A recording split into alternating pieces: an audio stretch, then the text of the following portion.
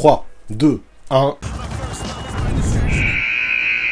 Salut à tous, comment ça va en ce samedi? Aujourd'hui, après une petite pause due à un souci technique, on reprend les vidéos studio. Et sur Instagram, sur le canal, c'est de Ben Simmons que vous avez voulu qu'on parle, en mode coast to coast. Parce que ouais, Ben Simmons, c'est un sacré mystère quand même. Le mec, très vite après son arrivée en NBA, a montré ses qualités, et a même été élu 3 fois au All-Star Game, mais il faut le dire, depuis la saison 2021-2022, c'est un peu le néant pour lui. Transféré depuis de Philadelphie à Brooklyn, il n'a pas depuis répondu aux attentes que les Nets plaçaient en lui, et c'est plutôt inquiétant. Pourtant, à seulement 27 ans, il me semble encore trop tôt pour l'enterrer, surtout que ce qu'on a pu lire ou entendre à son sujet cet été reste plutôt enthousiasmant. Que peut-on donc décemment attendre de sa part pour la saison à venir? Eh bien, c'est justement ce que l'on va analyser aujourd'hui. Alors on ne perd pas plus de temps et c'est parti. Ben Simmons peut-il être la clé des Brooklyn Nets?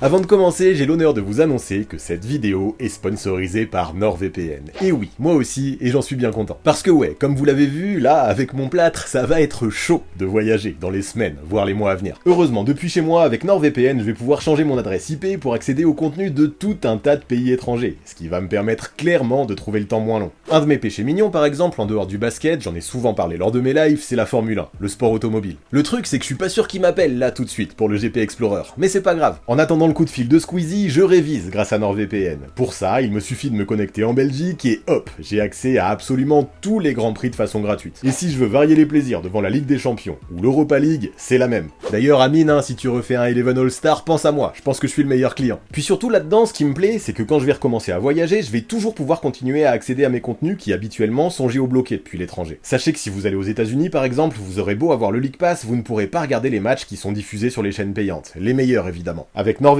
de là-bas, je me connecte en France et c'est réglé. C'est juste parfait. Je le rentabilise au moins mon League Pass. Puis il faut que je vous dise un secret aussi. Si votre League Pass, vous vous abonnez en vous connectant depuis la Turquie par exemple, vous le paierez vachement moins cher. Chut. Non, franchement, pour moi, NordVPN, c'est devenu un outil essentiel pour regarder ce que je veux, quand je veux, et surtout où je veux. Alors si toi aussi tu veux te faire plaisir, n'hésite pas, go cliquer sur mon lien que tu trouveras dans la description. Non seulement ce sera un soutien direct à la chaîne, et c'est important, mais en plus de ça, tu bénéficieras de 4 mois gratuits pour tout abonnement d'1 ou 2 ans. Et surtout, tu n'as rien à perdre, parce que si tu te rends compte que tu n'en as pas l'utilité, tu peux être remboursé intégralement, et sans condition, sous 30 jours. Du coup, à toi de jouer maintenant, go cliquer sur mon lien pour tester tous les avantages de NordVPN. Mais bref, revenons à Ben Simmons, notre sujet du jour, parce que des trucs à dire à son propos, il y en a. Un paquet même. Comme je le disais plus tôt, ici on parle quand même d'un joueur qui possède un sacré pédigré. Numéro 1 de la draft 2016, rookie de l'année 2018, 3 fois All-Star, All-NBA 2020, 2 fois All-Defensive et même meilleur intercepteur de la saison 2019-2020. Ça en fait des accomplissements pour un joueur de 27 ans censé arriver dans son prime. Le truc c'est qu'on s'en rappelle, depuis les playoffs 2021 et son choke depuis Atlanta, jamais on a pu revoir le All-Star à son niveau. Après avoir manqué l'intégralité de la campagne 2021-2022 en raison de soucis psychologiques et d'une hernie discale au niveau lombaire, il a demandé son transfert vers les Nets, qui la saison passée n'ont pas obtenu le joueur qu'ils espéraient. En 42 petits matchs, Simmons a simplement réalisé son pire exercice en carrière, tournant grosso modo à seulement 6 points, 6 rebonds et 6 passes de moyenne, des chiffres bien trop faibles pour un joueur de son statut. Cependant, cet été, il a essayé de se remettre en jambes, décidant pour la première fois de passer ses vacances à Miami, plutôt qu'à Los Angeles comme il le fait habituellement. Là-bas, il s'est mis en tête de bosser 5 jours par semaine avec un rythme minimum de 5 heures par jour, histoire de retrouver ses sensations, et de lui permettre, comme il le dit si bien, de dominer à nouveau ses adversaires comme il pouvait le faire par le passé. Son but, atteindre une forme physique et mentale suffisante pour pouvoir enfin rejouer au basket de façon libérée, sans restriction de minutes. Si pendant des années il était considéré un petit peu comme un running gag, lui qui postait des vidéos de ses workouts, notamment de ses shoots à 3 points, sans montrer ensuite de progrès significatifs sur le terrain, cet été j'ai l'impression qu'il a fait les choses différemment. Cette fois-ci, l'Australien s'est plutôt fait discret, n'a quasiment pas communiqué, et il a profité de l'ombre pour prendre du temps pour lui, et notamment s'adonner à la pêche, son loisir préféré, loin des paillettes et des projecteurs de la NBA. Si ça peut fonctionner, why not? Grand bien lui fasse. Depuis, le training camp des Nets a commencé, et les retours sont très positifs. Ben Simmons, de ce qu'il se dit, est très investi. Lors des matchs de pré-saison qu'il a disputés, il semblait bien dans sa peau, bien dans son corps, et plusieurs fois, il a montré des choses encourageantes, réalisant des actions qui, sur certains flashs, pouvaient laisser penser que ça y est, nous avions une chance de retrouver le Ben Simmons du passé. Si en termes statistiques, il n'a rien fait de fou, c'est vrai, il a eu au moins le mérite d'impressionner son coach Jack Vaughn, persuadé que ses instincts de basketteur pourraient rendre de fiers services à ses Nets. Mais Ben Simmons,